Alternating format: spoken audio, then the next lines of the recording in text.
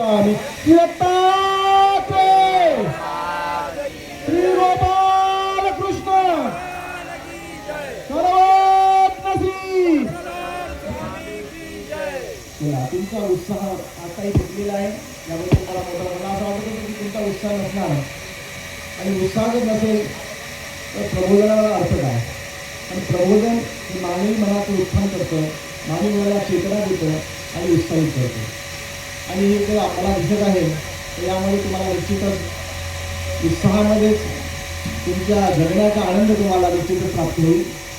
आणि म्हणून बंधूंनो, आज कृष्णदत्त मंदिराचा हा वर्धापन दिन सोहळ्याच्या निमित्ताने कलशारोहण आणि कलशारोहणाच्या सगळ्या संपन्न असलेल्या 3 दिवसीय समारोपीय धर्मसभा, या धर्मसभेला विलंबित होत असलेले आजच्या धर्मसभेचे निमंत्रित असलेले जे काही सदस्यगण आहेत त्यामध्ये आदरणीय सध्या परमार्थ मानव साधना आश्रमाचे संचालक आदरणीय सध्या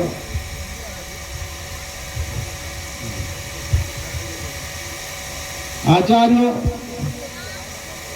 परमपूज्य मंत श्री खंडारकर बाबाजी, त्याप्रमाणे या संपूर्ण कार्यक्रमाचे मार्गदर्शक आदरणीय सध्या प्राप्तस्मरणीय आचार्य प्रवर परमपूज्य महंत श्री विश्वनाथ बाबाजी, त्यासोबतच ज्यांनी आता नुकतंच या ठिकाणी मला प्रबोधन केलं असे माझे परमश्री आदरणीय सध्या महंत श्री आचार्य प्रवर महंत श्री दिवाकर बाबाजी, पहिल्या दिवसाच्या धर्मसभेचे अध्यक्ष आदरणीय सध्या महंत श्री अळसपूरकर बाबाजी आणि प्रथम पुष्प गुंफून तुम्हामध्ये प्रश्नांची मालिका निर्माण करणारे आदरणीय सध्या प्रणव दादाजी, त्याप्रमाणे आपल्या शुभेच्छापर विचाराने आपल्याला मंत्रमुग्ध करणारे आदरणीय सध्या स्वप्नील दादाजी येळमकर आणि जमलेल्या माझ्या समस्त धर्मप्रेमी बंधू आणि भगिनींनो आणि बालमित्रांनो, आज आपण मंदिराच्या कलशारोहण कार्यक्रमाला उपस्थित झालो आहोत. बाबांनी सांगितलं तसं आता माझं अध्यक्ष भाषणाचा विचार काही मला द्यायचा राहिला नाही. तो माझं महत्त्वपूर्ण काम पहिल्यांदाच आदरणीय सध्या महंत श्री खंडारकर बाबांनी करून टाकलं. ज्या विषयाला मला हात घालायचा होता तो अतिशय महत्त्वपूर्ण सोजवळ शब्दांमध्ये, अतिशय मधुर शब्दामध्ये, सर्वांना रुचेल, भासेल आणि मानवेल अशा शब्दांमध्ये त्याचा समाचार घेतला. आणि त्यामुळे मला त्या विचारांना स्पर्श करायचं काही राहिलेलं नाही. त्यानंतर आदरणीय सध्या विश्वासवाणी संपूर्ण लोकांच्या जे काही वक्तव्य होती त्यांचं सुंदरतेने परिश्रम करून त्याबद्दल परिशीलन करून तुम्हाला त्याच्याबद्दल मार्गदर्शन केलं. त्यामुळे अध्यक्ष विचार मला देण्याचा तर राहिला नाही. आता मला माझे विचार मोकळे आहेत, बोलायचे ते मला बोलता येते, याबद्दल मी त्यांचे प्रथमतः आभार मानतो. कारण की या विचारापासून मला मुक्त करून दिलं आणि मोकळ्या विचारांना मांडण्यासाठी माझ्या संधी प्राप्त करून दिली. आता हा विचार महत्त्वाचा असा आहे की एवढ्या ग्रामीण परिसरामध्ये अशा पद्धतीने मंदिर निर्माण करून आज कलशारोहण केलं. तू उभा ठाकलाची पुरे सिद्धी ते येथून निघेल की या वचनाची आपल्याला साक्ष झाल्याची आपल्याला प्रतीती आहे. आपण जर उभं ठाकलं तर भाऊराव शेंडे ते आज उभे ठाकले, त्या कार्याला मिळाले आणि ही प्रतीती अशी आली की आपला कार्यक्रम सिद्धार्थ झाला. आणि मग एकदा टाळ्या त्यांच्यासाठी वाजवता आपण सत्कार तर केलाच आहे, परंतु असा महत्त्वपूर्ण विषय ज्याला निमित्त कोणीतरी झालं की ते कार्य पूर्णत्वाला जातं. पण असं बाबा होतं तरी कोण? देवाने सांगितलंय तू उभा ठाकलाची पुरे सिद्धी ते येथून निघेल, असं बाबा होतं तरी कोण? माणूस हा प्राणी उभा आहे. या संपूर्ण जगतामध्ये माणूस प्राणी आहे, पण माणूस हा प्राणी कसा आहे? उभा प्राणी आहे. स्वस्तन प्राणी आहे का तो? नाही, उभा प्राणी आहे. प्राण्यांचं वर्गीकरण आहे, परंतु संपूर्ण जे जनावर आहे, जनावर प्राण्यामध्ये मोडणारे जनावर आहेत ते सर्व आडवे आहेत. फक्त जगतामध्ये एकमेव प्राणी असा आहे तो माणूस आहे, उभा आहे. आणि अशा उभ्या माणसाला स्वामी उभा राहा असं म्हणतात. कारण का तो उभा असूनही तो आडवाच आहे. उभा असून कसा तो? अहो, आडवे प्राणी चांगले आहेत, ते काही उभ्यासारखे वागतात आणि आम्हाला उदाहरण देतात स्वामी चक्रवर्ती उभ्याच आडव्या प्राण्यांचे. आणि माणूस हा उभा असा प्राणी आहे, परंतु तो इतक्या लोकांना आडवा होतो. तो एखाद्या सत्संगात आडवा होतो, एखाद्या कार्यामध्ये आडवा होतो, एखाद्याच्या लग्नामध्ये आडवा होतो, एखाद्याच्या कृत्यूचा आडवा होतो. कुठे आडवत नाही? म्हणजे खीळ टाकावी हे काम त्याचं आहे. संशय निर्माण करावा, कार्यक्रम कशा पद्धतीने ऑब्जेक्ट करता येईल याचा विचार करावा, हा त्याच्या मनातला उद्देश असतो. आणि म्हणून याच्यामुळे तो सदा सर्वकाळ दुःखी असलेला प्राणी. आणि म्हणूनच बंधूंनो, असा हा प्राणी असल्यामुळे उभा असूनही तो त्याचा आडवाच आहे. आणि मग समजून त्याला सांगितलं की बाबा तू उभा हो, पण तू उभा व्हायला कोण तयार आहे? आपल्याला वाटतं मी उभा आहे, पण उभं असणं म्हणजे काय? उभं असणं म्हणजे तत्पर असणे, कार्याला प्रवृत्त होणे, सावध असणे, याला म्हणतात उभं राहणं. म्हणून सर्वज्ञांनी हे सूत्र आचार्यश्री नागदेवाचार्यांना निमित्त करून, भट्टोबासांना निमित्त करून, भंडारे काळाच्या एका घटनेला निमित्त साधून भगवंतांनी हे सूत्र उच्चारलेलं आहे. संदर्भ कसा दिलाय? भांडारेकरांचा. बाबांनी भांडारेकरांचा विषय घेतला तेव्हा माझ्या डोक्यामध्ये हा विषय आला. आचार्यश्री नागदेवाचार्यांना स्वामी म्हणतात, भट्टो तुमचे करणी असे की का? भट्टोबासाला काय म्हणतात? तुम्हाला एक करणी आहे. अतिशय महत्वाचा क्षण आहे तो, विलक्षण महापूजेचा. पण त्याच्यावर आपल्याला इथे बोलायचं नाही आहे, फक्त उभा राहा. उभा ठाकला की पुढे एवढं ते विचारली आपल्याला बोलायचं आहे. तर भट्टो तुमची एक करणी असेल, त्यावरती तुमच्यासारखं माझ्यासारखं उत्तर देणारे भट्टोबास तिथे असतात. ते तुझं उत्तर जात काय उत्तर जात? जी जी तुम्ही म्हणता करणी आहे, पण माझ्याजवळ द्रव्य नाही. त्याच्याजवळ द्रव्य नव्हतं, खरंच नव्हतं, ते निष्कांचन होता. कारण सर्वजणांना समर्पित झालेलं व्यक्तिमत्व होतं ते. आमच्याकडे द्रव्य आहे सर्व आहे, पण आम्ही देवाला किती खर्च करायचं, काय करायचं, काही आमच्याकडे ते नाही आहे. आम्ही तशाच अवस्थेत जाऊ आणि आमच्याकडे द्रव्य खर्च होत नाही. आणि मग आता बाबा म्हणाले का द्रव्याने धबधबे काय प्राप्त होतं का? देवाने सांगितलं, मान्य आहे मला की द्रव्याने काही देव प्राप्त होत नाही, परंतु द्रव्याशिवाय देवही होत नाही. आणि हे कार्यक्रम करायचे त्याला द्रव्याची गरज आहेच ना. आणि म्हणूनच आचार्यश्री नागदेव काय म्हणतात, तुमची एक करणी असेल त्याच्यामध्ये माते द्रव्य नाही. त्यावेळेला स्वामी श्री चक्रप्रभू सांगतात, तू उभा ठाकलाची पुरे सिद्धी येथून नेली. आणि या प्रसंगाला, या सूत्राला अनुसरून संदर्भासह सांगत असताना स्वामी श्री चक्रप्रभू महाराज भट्टोबासाला नियभट्ट भांडारेकारांचे उदाहरण देतात. ते उभे ठाकले होते. कोण? नियभट्ट भांडारेकार. तसे तुम्ही उभे ठाका, सर्व काही सिद्धी आहे. नियभट्ट भांडारेकर उभे ठाकले म्हणजे काय? तर एक मनामध्ये विचार करत होते, घरून आले, सांगितलं बाबांनी भंडारा आलाय, भंगार त्यागुनिया भांडार मिळवले, भांडारे कारण आम्हा संबोध नाही केले. भंगार त्यागलं म्हणजे सर्व प्रपंच त्याने त्याग केला, पुन्हा घराकडे वळले नाही एका क्षणामध्ये. संन्यास कशाला म्हणतात? संन्यास त्याला म्हणतात, घरा स्वदेश संबंध त्याज्य, स्वग्राम संबंध त्याज्य, संबंधियाचा संबंध तो विशेषता त्याज्य, संबंधी अधिकार नाही. या सूत्रांचं, 4 सूत्रांचं जो पालन करतो त्याचाच खरा संन्यास आहे, इतरांचा संन्यास नाही आहे. आणि म्हणून त्याला ती योग्यता होणार नाही, घरी राहिल्याने त्याला योग्यता होणार नाही. आणि म्हणून बंधूंनो, अशा पद्धतीने सर्वज्ञ आम्हाला सांगतात की ते निघाले, परंतु अंतःकरणामध्ये एक दुःख होतं त्यांच्या. कोणतं? माझ्याकडे एवढी अमाप संपत्ती आहे, वैभव आहे, पैसा आहे, सर्व काही आहे, परंतु मी येताना माझ्या स्वामीसाठी काही सोबत आणलं नाही. अमाप आहे माझ्यापासून होते, परंतु मी काहीच आणलं नाही. आता सदैव दुःख त्याचं जळत होते, अंतःकरणात दुःख करत होते. आणि त्याने दुःख ते केलेलं आहे. आणि ते दुःख अंतःकरणामध्ये असल्यामुळे भगवंतांनी ती गोष्ट अचलपूरला जायला सांगितली की आता येथून तुमचे कर्मी सिद्धार्थ दिला.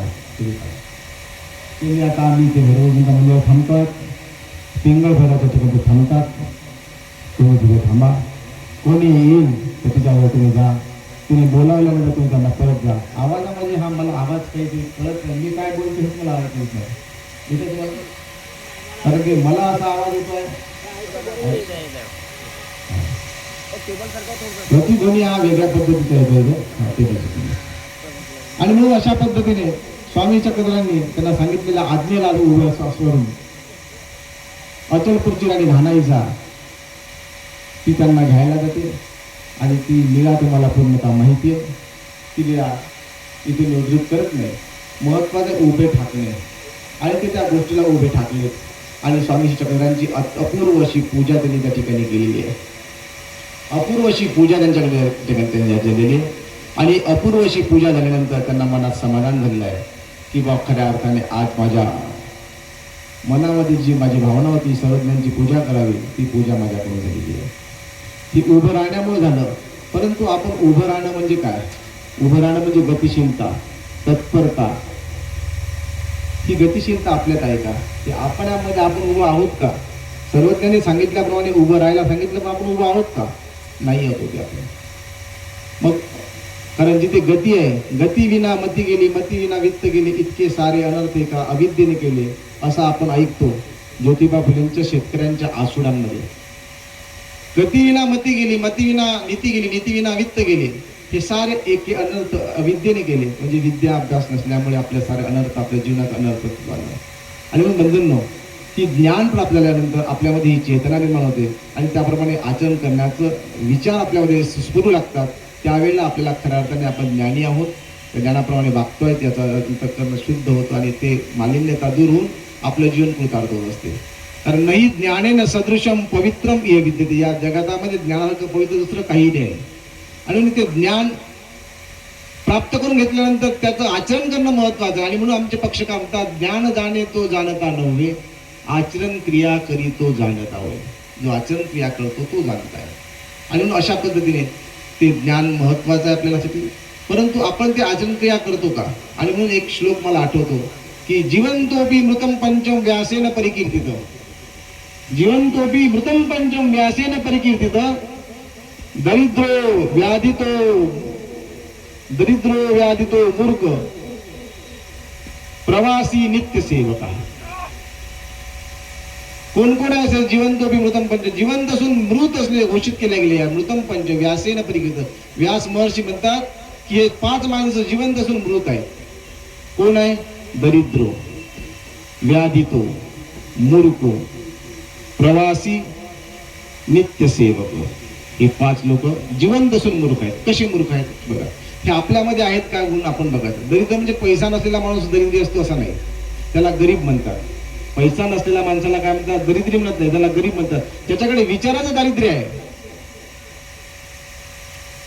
ज्याच्याकडे कशात दारिद्र्य आहे? विचारांचं दारिद्र्य आहे, विचार शून्य आहे, तो दारिद्र्य आहे. एवढं मोठं सुंदर देह मिळालं, त्याचा काही उपयोग न करता तो स्वतः देहाचं काय करायचं आहे आज आपण पाहतोय अवस्था कशी आहे. आत्महत्या करून स्वतःचं जीवन संपवून टाकतो. एवढं मोठं सुंदर देह महाराजांनी आपल्याला दिलाय, परमेश्वराने आपल्याला दिलाय. या देहाचा काय उपयोग आहे की नाही याची इतकी त्याला कल्पना नाही. असा दरिद्र विचाराने दरिद्र असलेला मनुष्य काय उपयोग आहे? तो जिवंत असूनही मृतच आहे, तो मेला असूनही जिवंतच आहे, जिवंतच आहे. म्हणून कोणी मेल्या आधी मेले जगले, कोणी जगल्या आधी मेले, कोणी मेल्यावरती जगले, कोणी जगल्या आधी मेले. मेल्यावरती काही जिवंत लोक आहेत आणि कोणी जगत असताना मेलेले लोक आहेत. आणि म्हणून इथे असा जो आहे दरिद्र, तो विचाराचा दरिद्र असलेला मनुष्य इथे जिवंत असून मृत घोषित करण्यात आलेला आहे. त्यानंतर दरिद्रो की व्याधी तो. आता व्याधी असलेला मनुष्य मूर्ख कसं? जिवंत असून मूर्ख, जिवंत असून मृत कसा आहे? व्याधी असलेला. व्याधी म्हणजे कोणती व्याधी? तुम्हाला जडलेल्या या व्याध्या का नाही, या व्याध्या नाही तर तुमच्या ठिकाणी असलेले जे स्वभाव गुण आहेत त्याचा उपयोग तुम्ही, जसं आमच्या सर्व आम्हाला सांगतात, राजसा तामसा धर्मी अधिकार, धर्माचे अधिकार. तसे रजरंगे तो वेडा, तमरंगे तो पिसा. वेळिया, मुकिया, बैरिया, अंधिया धर्मी अधिकार नाही. जसं राजसा तामसाला धर्मी अधिकार नाही, तसे वेळे, मुके, बैरे, अधिरे यांना अधिकार नाही. मग आता वेळे ते कोणते? आमच्या सर्वांनी सांगितलं, पण रजरंग येतो वेळा. अहो धर्म चर्चा झाली आहे, तो रजाच्या गोष्टी करतोय, मनामध्ये त्याचे विचार झाले आहे, मनामध्ये कामनेची अनेक आशा आकांक्षा झाल्या.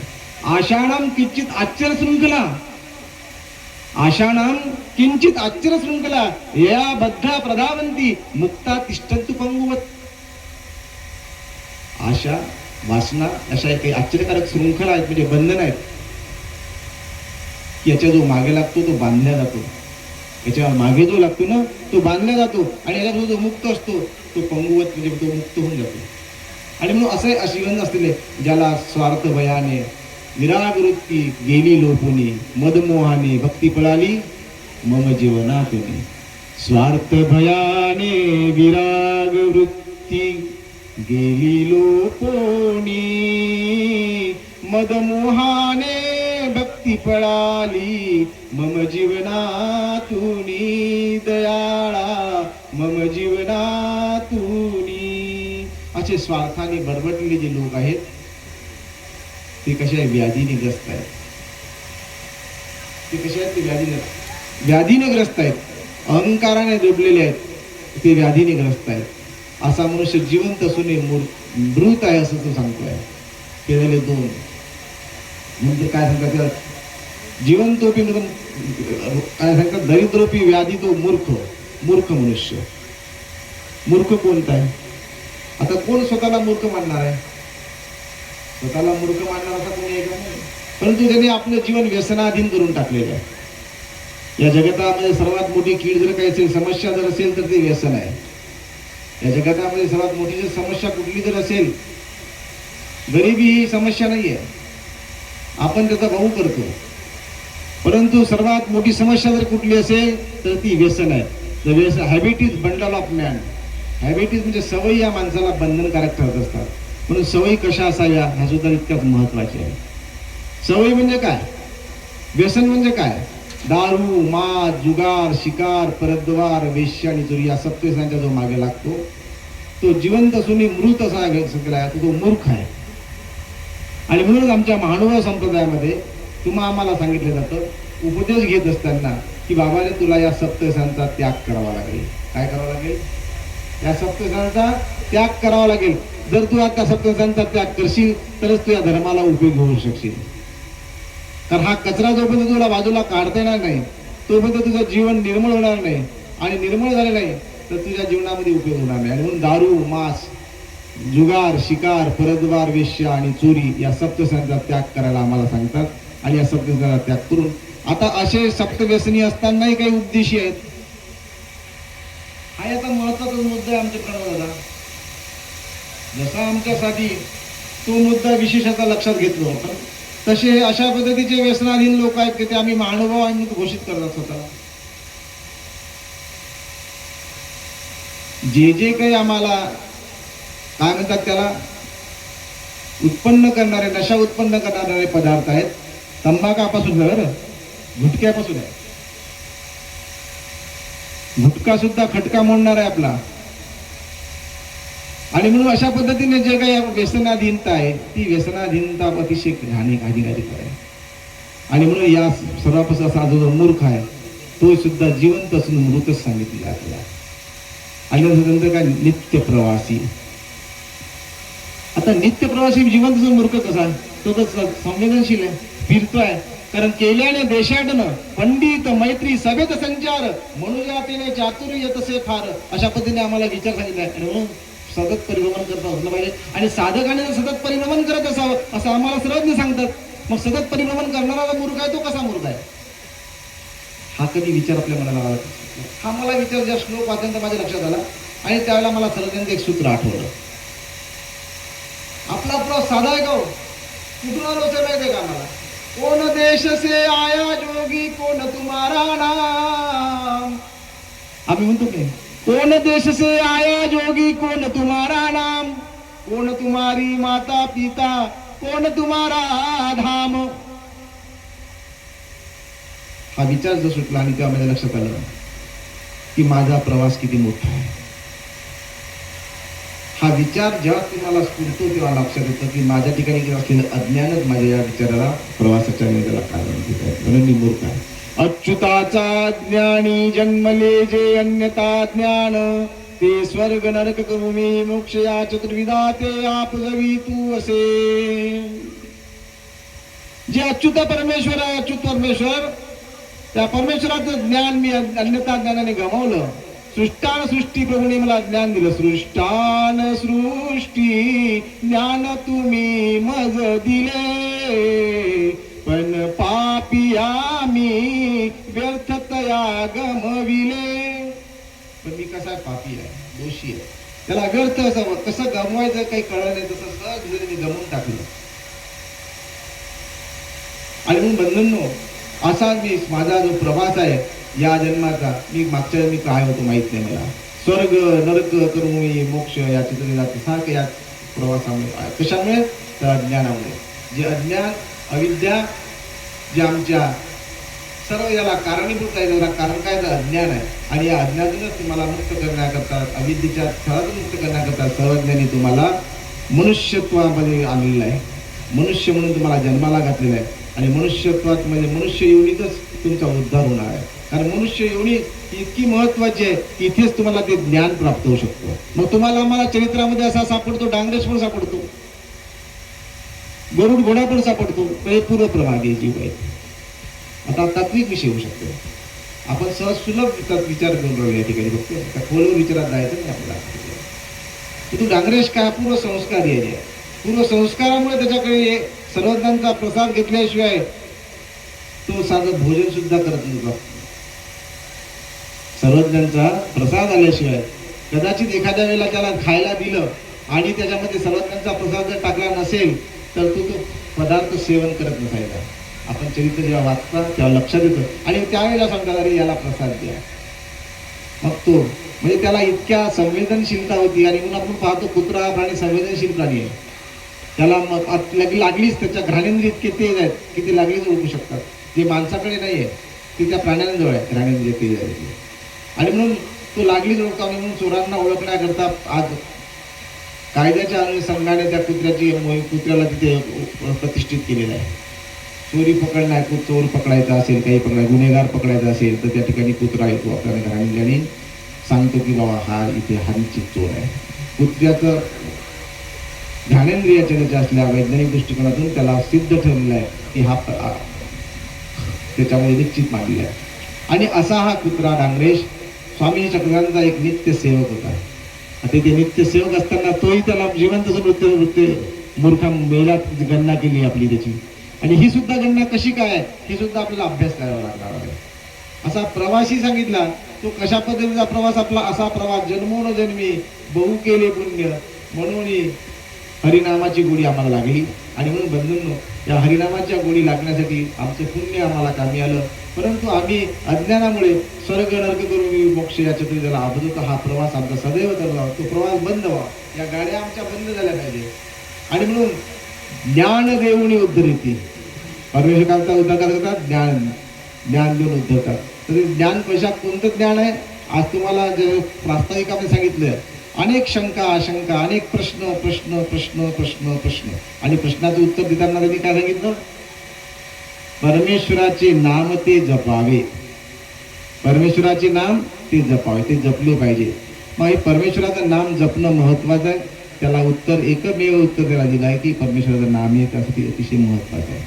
आणि परमेश्वराचं नाम हे जपणं महत्वाचं का. आम्ही जपतो कधी हातामध्ये काम मुखामध्ये नाम असं जरी करायला हरकत नाही. परंतु त्याचं आपल्या कॉन्सन्ट्रेट असतं का. परमेश्वराने ते स्वीकारलं आहे का नाम. आपली नामस्मरणाची सेवा महाराजांनी स्वीकार केली का. आणि म्हणून आपल्याला देवाने सांगितलं मी तुझ्या हृदयात त्याच वेळेला येतो ज्या वेळेला. कोणती वेळ सांगितली सांगा तुम्ही बोला. त्यावेळेला आम्हाला जाग येते का. आम्हाला जागच येत नाही. आम्हाला जेव्हा जागच येत नाही कारण त्यावेळेला स्वामी आमच्या जागलेले असतात. त्यावेळेला स्वामी ब्रह्ममुहूर्तावरती सर्व जीवांची करुणादंतकरणाने ते भगवंत सर्वांची वाट पाहत असतात. परंतु त्यावेळेला कोणाला जाग येत नाही. आणि तो क्षण तो वेळ दिलेला आहे. त्या वेळेमध्ये आपण नाही जास्त होत असेल तर आमचे गुरुजी सांगत होते तुम्ही 15 मिनिटं तरी उठा, 15 मिनिटं तरी बसा, 15 मिनिटं परमेश्वराचं नामस्मरण करा. पण ते नामस्मरण आम्हाला जमतच नाही. नामस्मरण करताना आमचं मनच एका ठिकाणी दृढ होत नाही. आता कोणीतरी मनाच्या बद्दल बोलत होते. मन काय कुठेतरी कुठं न्यायचं आहे काय करायचं आहे. मनाला कुठे न्यायचं नाही. मन हे आपल्यापाशीच ठेवायचं आहे. आणि म्हणून भगवंतांनी तुम्हाला काय मागितलंय मनच मागितलंय. भगवंतांनी काय मागितलं मय्येव मनाधस्व मयी बुद्धिम निवेशय. पहा शब्द प्रयोग सुद्धा काय केलाय. निवेशय निवेश कर म्हणजे माझ्यामध्ये गुंतवणूक कर. कशाची बुद्धीची. आणि मनाला कुठे ठेव मन आधस्व माझ्यामध्ये मन लाव. मग हे मन लावायचा हा अभ्यास कसा करता येईल आपल्याला. हा अभ्यास शिकणं गरजेचं आहे. हा अभ्यास जर तुम्हाला आला तर तुमचं जीवन कृतार्थ झालं. हा अभ्यास जर तुमच्या ठिकाणी जमला नाही आणि मग मनाच्या ठिकाणी पहिल्यांदा आपल्या हृदयामध्ये केंद्रित करायला श्री चक्रधर नामाला केंद्रित करून टाकायचं आहे. माझ्या हृदयामध्ये माझा चक्रधर बसलेला आहे, माझ्या डोळ्यामध्ये माझा श्री चक्रधर बसलेला आहे, माझ्या वाणीवरती माझा स्वामी श्री चक्रधर बसलेला आहे, माझ्या मनपटलावरती माझा श्री चक्रधर आहे. त्या मनाला तुम्ही बांधून टाकायचं आहे. मना सज्जना भक्ती पथेची जावे, तरी श्रीहरी पाहिजे तो स्वभावे. स्वभाव म्हणजे काय? अंतर्बाह्य सर्वस्व देवाला ज्या वेळेला तुम्हाला देता येत असेल त्यावेळेला तुम्ही ते स्वभाव रूपाने ते परमेश्वराला तुम्हाला तो प्राप्त होऊ शकतो.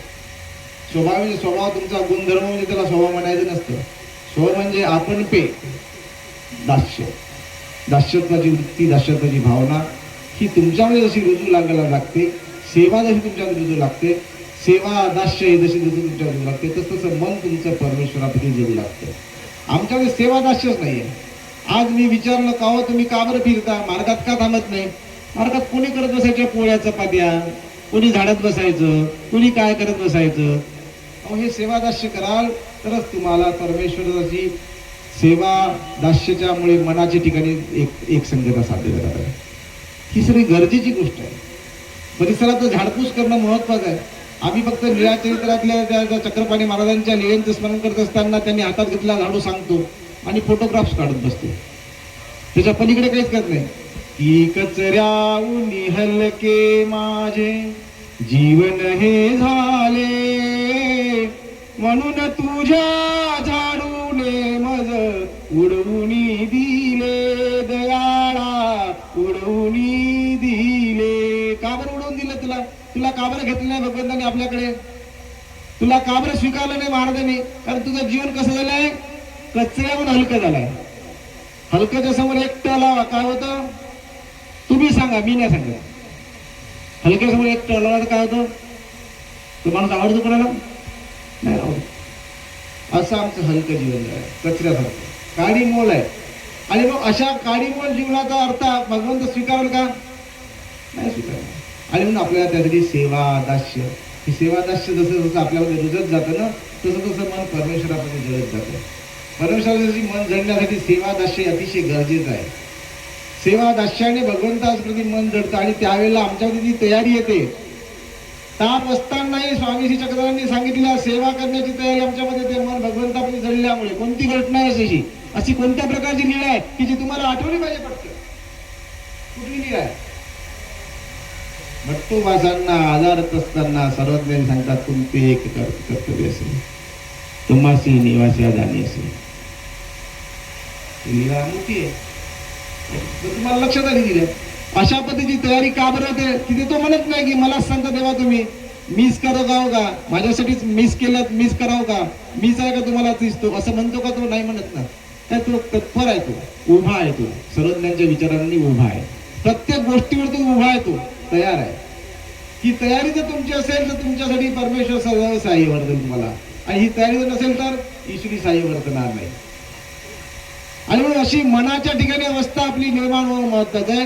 परमेश्वराचं नाम आपण जपत असताना ते अशा पद्धतीने जपायचं आहे की ते काया मनसा वाचेने आपण आपल्याला ऐकू दिलं पाहिजे, मनाने ऐकलं पाहिजे, नेत्राने स्वीकारलं पाहिजे, पाहिलं पाहिजे. आणि नेत्राने स्वीकारल्यानंतर, मनाने ऐकल्यानंतर, कानाने ऐकल्यानंतर ते मग आपल्यामध्ये कॉन्सन्ट्रेट करतो. मग आपल्यामध्ये एक गदिंग येते, एक संकल्प तयार होते आणि मग ते फिलिंग आपल्याला जाणवायला लागते. ते फिलिंग कुठे होते?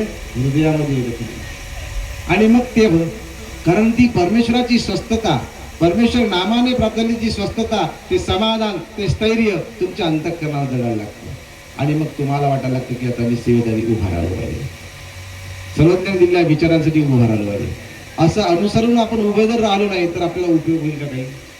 दादांनी सुंदर शालीतून तुम्हाला प्रबोधन केलं आमच्या प्रणवदादांनी. का बरं तुम्हाला आज इतके मोठ्या संख्येने तुम्ही इथे उपस्थित आहात? किती मला गोड वाटलं बाबांचं, आणि तुमची उपस्थिती मला आनंददायी ठरली. तुमच्या उपस्थितीमुळे आम्ही भारावून गेलो, परंतु ती अवस्था तुमच्यामध्ये येणं गरजेची आहे, ती सेवा तुमच्यामध्ये येणं गरजेची आहे, तो भाव तुमच्यामध्ये उमटणं गरजेचं आहे, तुम्हाला असं वाटणं महत्वाचं आहे. आणि ते वाटायला लागलं की समजायचं की, कारण बंधूंनो, जोपर्यंत तुमच्या मनातले द्वेष, अहंकार, मत्सर आदी भाव बाजूला होत नाही तोपर्यंत ती शब्दाची पूर्तता सुद्धा होत नसते. शब्द आपली पूर्तता झालेली आहे तेव्हा आपल्याला प्रत्यक्षाकार दिसायला लागायला लागते, अपरोक्ष व्हायला लागते. ही अवस्था आहे आपली. ज्ञानाच्या अवस्थेप्रमाणे आपल्याला वाटचाल करायची असते. आणि म्हणून बंधूंनो, असं उभं ठाकणं फार महत्वाचं आहे. आणि हे उभं ठाकले खऱ्या अर्थाने आमचे निळभट्ट भांडारेकर. निळभट्ट भांडारेकर खऱ्या अर्थाने उभे टाकलेत. कसे उभे टाकलेत बघा. अचलपूरची त्यांचा मनोधर्म महाराजांनी पूर्ण केला आणि आता त्यांना सांगतात, कौनी नवलाओ देखाल तर बोलीजे ना हो. कौनी नवलाओ देखाल तर बोलीजे ना हो. आज्ञा मानतात आणि स्वामी सोबत दंडत करून भिक्षेला निघतात. भिक्षेला निघाले. आश्चर्याची गोष्ट आहे. भिक्षेला निघाल्यानंतर त्यांना एक आश्चर्यकारक घटना दिसते, जी सर्वज्ञांनी त्यांना आधीच विदित केलेली असते. कुठली? काही नवलपूर्वक पाहिलं तू बोलू नका. परंतु जीवाचा स्वभाव जसा आहे, काही झालं की त्याला ते बोलल्याशिवाय होत नाही. जसं मला वाटतं की नामस्मरण केलं पाहिजे तर मी पटकन बोलूनच देऊ तुम्हाला. परंतु बोलणे हा स्वभाव आहे, कारण आमचा स्वभाव आहे. आमचा स्वभाव देख बुडते हे जण देखविना डोळा म्हणून कळवळा येत असेल. हे जण नामाविन बुडताना दिसत असताना पाहिल्यानंतर आम्हाला राहत नाही आणि आमच्याकडून बोललं जातं. कोणाला त्याचं वाईट वाटत असेल तर त्याला वाटू द्या, परंतु आमचं कर्तव्य आहे की तुम्हाला हे नामस्मरण कसं करायचं सांगणं महत्वाचं आहे. हे नामस्मरण तुम्हाला तर साधत नसेल तर हा अभ्यास आपल्या गुरुजनांपाशी जाऊन करायला महत्वाचा ठरलेला आहे. आणि म्हणून बंधूंना आपल्याला हे लक्षात घ्यायचं आहे की त्यांना नवं लाव काही पाहाल तर बोली जे नाव म्हटलं, परंतु त्यांच्याकडून बोलून गेलं, मुलांनो पळा रे पळा, मुलांनो पळा रे पळा.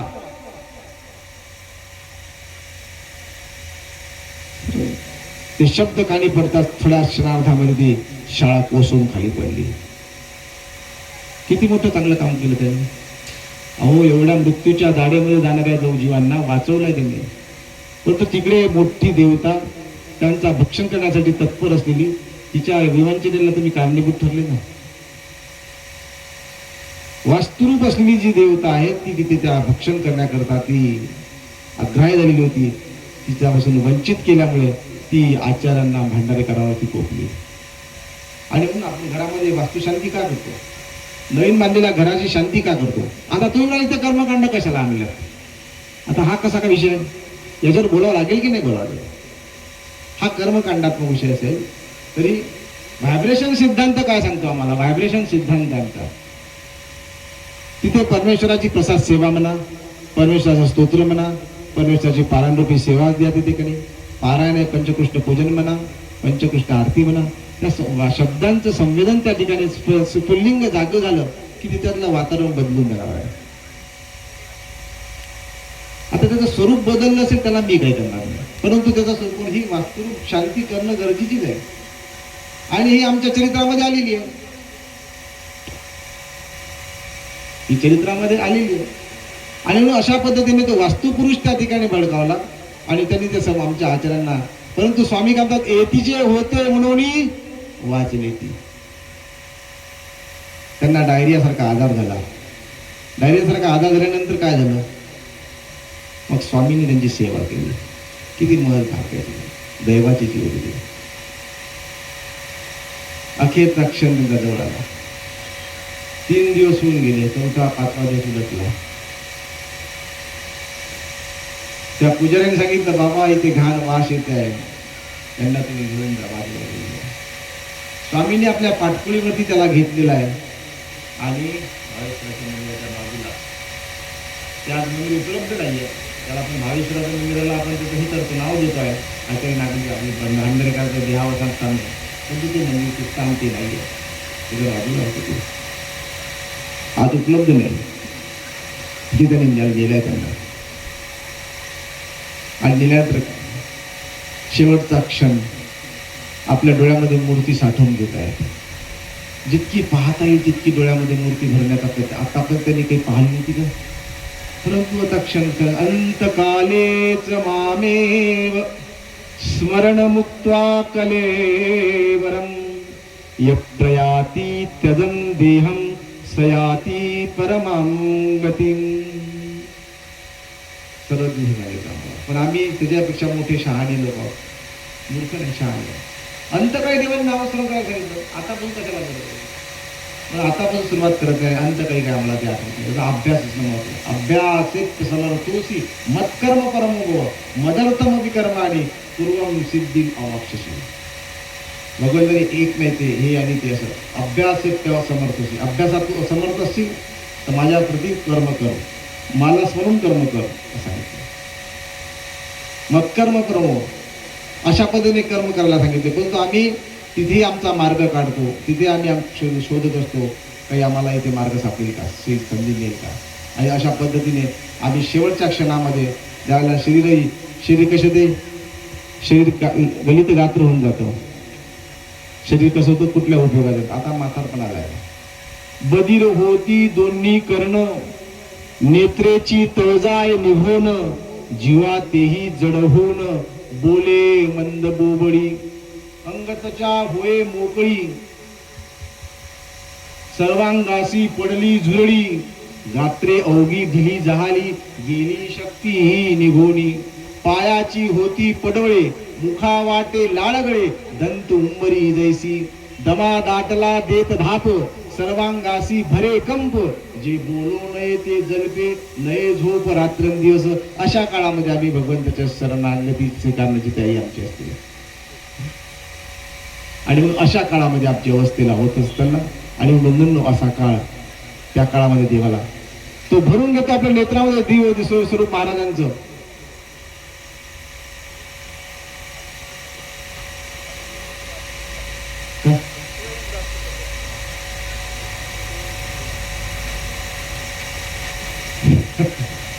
मी त्याला टाळण्याचा प्रयत्न करतो. सर्व मावले आपले बिचारे आहेत. तर ही अवस्था आज जे मी तुम्हाला सांगतोय भांडारेकार, त्याचा जो शेवट अशा पद्धतीने तपस्वित्वाकडे घेऊन जाणारा झाला, याला कारण जर काय असेल तर दास्य आहे. शेवटचा प्रसंग सांगतो आणि मग याच्यावरती बोलतो. श्रीमूर्तींना संपूर्ण डोळ्या नेत्रामध्ये भरून घेत असताना आता स्वामींना वाटायला लागलं की आता आपला भक्त आपल्याला सोडून जाणार. अहो जसा भक्ताला, तुम्हाला जसा आपल्या देहाचा मोह आहे, जीवनाचा मोह आहे, तसा परमेश्वराला आपल्या भक्ताचा मोह असतो. मोह नाही असं कोण भक्ताप्रती आत्मत्वादी पाहिजे. आणि म्हणून स्वामी म्हणतात, भट्टो काळ वंचना करू, म्हणजे जो तुम्हाला घ्यायला आलेला काळ आहे, तुम्हाला या देहातून आता घेऊन जाणार आहे, त्या काळाला वंचना म्हणजे त्याला थांबवू का, तुम्हाला जीवनदान देऊ का. त्यावरती त्याचं उत्तर काय, माझं उत्तर काय असतं, देवा द्यावं, मला अजून जगायचं, तुम्हाला पाहायचं. मी तुम्हाला नातू पुढे काय करेल काय नाही, ह्या सगळ्या गोष्टी, ह्या सगळ्या संकल्पना तुमच्या डोळ्यासमोर उभ्या राहतात. आमचा संपूर्ण संसार उभा राहतो आणि संसार उभा राहून आमचा देव आमच्यापासून दूर होऊन जातो. परंतु तिथे त्याचा काही लवलेशच उरला नव्हता. तो केवळ श्रीमूर्तींना साठवत होता आपल्या नेत्रामध्ये, मनामध्ये, अंतःकरणामध्ये, बुद्धीमध्ये, सगळ्यामध्ये. तो आपल्या भगवंताला साठवत होता आणि आठवत होता, भगवंता जाता जाता मला तुझं स्मरण तरी माझा देह गेला पाहिजे. आणि भगवंत असं म्हणतात, भट्टो काळ वंचना करू का. त्याचं काय उत्तर काय माहिती मला, पुन्हा तुझी मला रे देशील काही जाणू, सांग म्हणून होईल का तुझी सेवा, का त्याग करसी कनवाळू माझ्या देवा. हे देवा, जर मला पुनश्चही तुझी मांडी मिळत असेल तर खुशाल मला तू माझ्या जीवनदान दे. पुन्हा तुझी ही मला जाणून मिळत असेल तर खुशाल मला तू जीवनदान दे. पण नसेल मिळत तर मला नको आहे, नाही आवश्यक, मला ती नको आहे. देव म्हणतात ते मला सांगता येणार नाही, पुन्हा जाणून मिळेल की नाही, पण तुझी काळवंचना आवश्यक नको आहे. मग अशा पद्धतीने बंधून तो भगवंताचा अंतःकरणामध्ये साठवीत मनामध्ये भगवंताचं स्मरण चिंतन करीत स्वतःचा देह ठेवतो आहे. आणि त्या भगवंताचा त्याने देह ठेवला आहे परंतु तो उभा आलेला आहे, कार्याला तत्पर झालाय. ज्याप्रमाणे आमच्या सर्वज्ञ चक्रवर्ती श्रीकृष्ण महाराजांनी म्हटलेलं आहे, कर्तव्यापासून परामुख झालेल्या अर्जुनाला काय म्हटलं? कर्तव्यापासून परामुख झालेल्या अर्जुनाला काय म्हटलं भगवंतांनी? क्लेभ्यम मास्मगम पार्थ नैतत्व पद्धते शूद्रम हृदय दौर्बल्यम त्यक्तो तिष्ठ पर्यंत उठ उभा हो. बघा इथे उठ उभा हो. कशासाठी? शूद्रम हृदय दौर्बल्यम, तुझ्या मनामध्ये आलेला हा न्यूनगंड काढून टाक. किती मोठं मोटिवेशन आहे. पहिलं मोटिवेशन आहे रणांगणावरती केलेलं अर्जुनाला निमित्त करून, ते तुमच्यासाठी आहे, माझ्यासाठी आहे. म्हणून भगवद्गीता हा भारतीयांचा प्राण म्हटला जातो. परमार्गाची उत्तम अशी ज्ञान साधनेचं अत्यंत महत्वपूर्ण साधन असलेलं असं ब्रह्मविद्याशास्त्र आहे ते. ते हंस सविज्ञानमिदं वक्ष्याम्य शेषतः, जे पूर्वी हंस अवताराने सांगितलं तेच अशेषतः म्हणजे पूर्णता मी तुला सांगतोय. आणि आमचे सर्व तेच सांगतात, हे हंस अवतार आहे. ब्रह्म्या प्रति निरोपिले परी घेते द्वार न उघडेची ना, ते त्याला उघडल्या गेले नाही. तेच तुला सांगतोय. कदाचित आचार बदलला असेल, तत्व सिद्धांत तोच असतो, याच्या पलीकडे दुसरं काही नसतं. आणि म्हणून बंधूंनो, अशा पद्धतीने त्याच्यावरती अलम करायचा, आश्रय करायचा, अधीन व्हायचा, तेव्हा तुमच्यामध्ये तपस्वित्व बांधतं. इथे मला बाबांनी प्रश्न केला, स्वयंदास्य तपस्वी नाम या सूत्राचं याचं स्पष्टीकरण करा. बंधूंनो, अनुसरल्यानंतर आपल्याला स्वयंदास्य सांगितलं सर्वांनी. स्वतःची सेवा, स्वतःचं दास्य स्वतः करा. पराधीन होऊ नका. पराधीन आहे जगती पुत्र मानवाचा. ठीक आहे, ते पराधीनता वेगळी, ही पराधीनता नाही. तो मी आता माझ्याच्याने काही होत नाही, आता मी थकलो आहे आणि मग मी करावं असं नका. आपली सेवा, आपलं स्वतःचं दास्य आपल्यामध्ये केल्याने तपस्वित्व आले जाते. मग आपली सेवा काय? आता तुम्ही म्हणता की बाबा आश्रमामध्ये गेल्यानंतर आमची सेवा केली पाहिजे बाबांनी, तर तो आश्रम चांगला. सर्व व्यवस्थापन तुम्ही आम्ही जातो, सर्व व्यवस्थापन तुम्ही आम्ही जर गेलात तर बंधूंनो, तो तुमचा संन्यास सिद्धीला जाणार नाही. देव साथ देणार नाही. बाबा म्हणतात देव साथ देणार नाही. तो कसा होईल? कारण की बंधूंनो, तिथे गेल्यानंतर तिथली सेवा ही महत्वाचीच आहे. सेवा दुरांतर निदिवासा हा टोका नाही. दास्य म्हणजे अंगलक्ष, त्याला दास्य म्हणतात. सेवा म्हणजे दुरांतर निदिवासा. काय दास्य म्हणजे? अंगलक सेवा म्हणजे अंगलक सेवा, आणि दास्य म्हणजे दुरांतर निधिवासा जाणे, या ते दास्य सेवा. जसं आम्हाला तुम्हाला सांगायचं होतं, सांगितलं मी तुम्हाला की आचार्यशी नागरिकांना ताप आला असतानाही दुरांतर दास्य, ताप आला असतानाही त्यांना सांगितलं की बाबा तुला आज निवाशाला बाजाराला जायचं आहे, तो तयार झाला. नाही म्हटलं का त्यांनी? नाही. म्हणून तुमच्या किती तुम्हाला त्रास झाला असेल, काही झालं असेल, तर या दास्याला तुम्ही स्वतः तयार राहिलं पाहिजे. कारण दास्य सेवा, आता सेवा आम्हाला करायची आहे, गुरुजनांची सेवा आहे, विशेषची सेवा आहे. आता इथे विशेष सेवेपासून आम्ही स्वतःला दूर ठेवतो आहे. पण तसा भाव का नाही असावा आपल्याला की विशेषची सेवा करत असताना माझ्या स्वामीशी चक्रधरांचे मी श्रीचरण दाखवत आहे, माझ्या चक्रधरांचे मी श्रीचरण सेवा करताय, चरण सेवा मी करताय, हा भाव धरून तरी तुम्ही सेवा करू शकता ना. तानापतीच्या सेवेच्या संदर्भात अनेक मतमतांतर आहे, परंतु त्या मतमतांतराच्या संदर्भात बोलण्यापेक्षा त्यामुळे मनोधर्म वाढतो महाराजांचा. आणि स्थान प्रसाद वासनिक विषुक हे साधन सांगितलंय. साधनाकडून साध्याकडे जायचं आहे. इथे आपण सेवा केली की महाराजांना स्वीकार करणारच आहे, कारण आपण पाहतोय एकच या नामापासून होय का स्थानापासून आहे. हा वेद तुम्हाला स्थानापासून होतो, तुम्हाला एवढं मोठं जवळचं स्थळ आहे रामटेक, हे सांगत आहे आम्हाला. आणि मग त्याची सेवा, साधनाची सेवा, प्रसाद सेवा आठवली पाहिजे. प्रसाद सेवा किती जणांना नाही ते बरं हात वर करा बरं तुम्ही, तेव्हा एक दोन हात आले. ज्ञान स्वरूप देव, ब्रह्म स्वरूप देव, चिद्घन स्वरूप देव, तो परमेश्वर अव्यक्त सृष्टीमध्ये जीव उद्धरावया तोची एक समर्थ, त्याचे साधन समर्थ, त्या साधनाचे चारी पक्ष, स्थान प्रसाद वासनिक भिक्षुक, हे अतिगणाचे गण, परिश्रयापासून या सर्व स्थान चरण चारी उभ्या टाकणे, हे घेणे घोकावे नमस्कारावे, हेच केविना. ती प्रसाद सेवा 3 वेळा करायला सांगितली आहे. त्रिकाळ तुम्ही प्रसाद सेवा करा सांगितली आहे. तुम्हाला त्रिकाळ प्रसाद सेवा आठवत आली पाहिजे. हे तुम्ही प्रसाद सेवा आठवायला लागाल, तुम्हाला असं वाटेल, अशी चेतना निर्माण होईल, अशी भावना निर्माण होईल की मी माझ्या साधूचं, माझ्या गुरुजनांचं मी कसं काय सेवा केली पाहिजे, दास्य केलं पाहिजे. हा उपजत भाव तुमच्यामध्ये जागृत होऊन जाईल, उपजत होऊन जाईल. कारण की प्रसाद सेवा केल्याने तुम्हाला हा फायदा होतो. कारण पुरुष धर्मी दक्ष होतो, प्रसाद सेवेतो पुरुष धर्मी दक्ष होय. आणि धर्मी दक्ष होणे म्हणजे काय? सेवेला, दास्याला तो दक्ष होणे. आणि हे केल्याशिवाय तुमच्यामध्ये तपस्वित्व बांधल्या जात नाही. हे सर्वज्ञ आम्हाला सांगतात.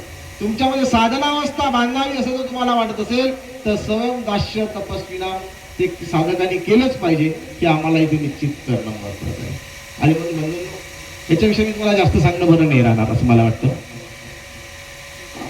आणि अशा पद्धतीने म्हणून आजचा हा प्रसंग श्रीमंत दत्तकृष्ण मंदिराचा, आमच्या तोंडामध्ये दत्तकृष्ण का गुंतले, कारण आम्ही दत्त गोपाल दत्तकृष्ण मंदिराची नामधारणा केली, पण इथे क्रम व्यतिक्रम झाला. कृष्णदत्त म्हणजे कारण दत्त आधी नंतर कृष्ण, कृष्ण आधी दत्त, दत्त पण कोणते कोणी मागे पुढे झालं तरी चालतं. कृष्ण दत्त पण आहे, दत्त कृष्ण पण आहे. असा कृष्ण दत्त मंदिराचा कळसारोहण समारंभ संपन्न झाला. आणि या समारोहाच्या समारोपीय धर्मसभेला तुम्ही मला अध्यक्ष म्हणून मनोनीत केलं, त्याबद्दल मी तुमची कृतज्ञता व्यक्त करतो. फार थोर व्यक्तिमत्व असताना, माझ्यापेक्षा ज्येष्ठ असताना त्यांनी मला या ठिकाणी हा सन्मान दिला, त्याबद्दल त्यांचे आभार मानतो. आणि ही सेवा देत असताना कोणाकडून माझ्याकडून अपशब्द झाला असेल तरी मला क्षमा असू, कारण की बोलणे हा माझा स्वभाव आहे. कारण की बोलल्याशिवाय मला होत नाही. आणि बाबा सांगतात प्रणवदादा उत्तर द्या, तर प्रणवदादाचं उत्तर दिल्याशिवाय मला होत नाही.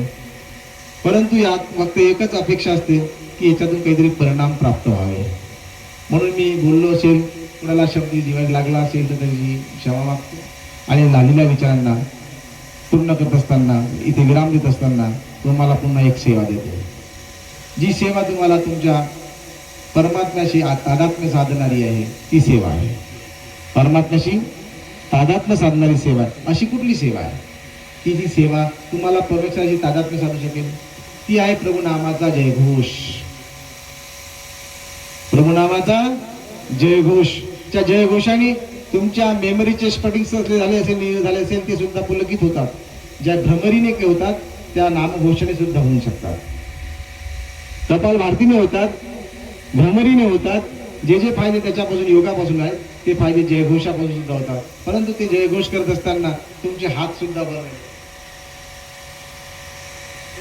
साधना आहे. आणि म्हणून त्यासोबत तुम्हाला पंच अवताराचा जयघोष करायचा आहे. आणि समोर आता माझ्या हातात माईक आहे, माईक असताना साफ करायला जमणार नाही, पण तुम्हाला मी सांगितलंय तसं मला. पण गोपाल कृष्ण श्री दत्तात्रेय श्री चक्रपाणी श्री गोविंद प्रभू सर्वज्ञ श्री सत्य सनातन महात्मा धर्म की दंड प्रणाम.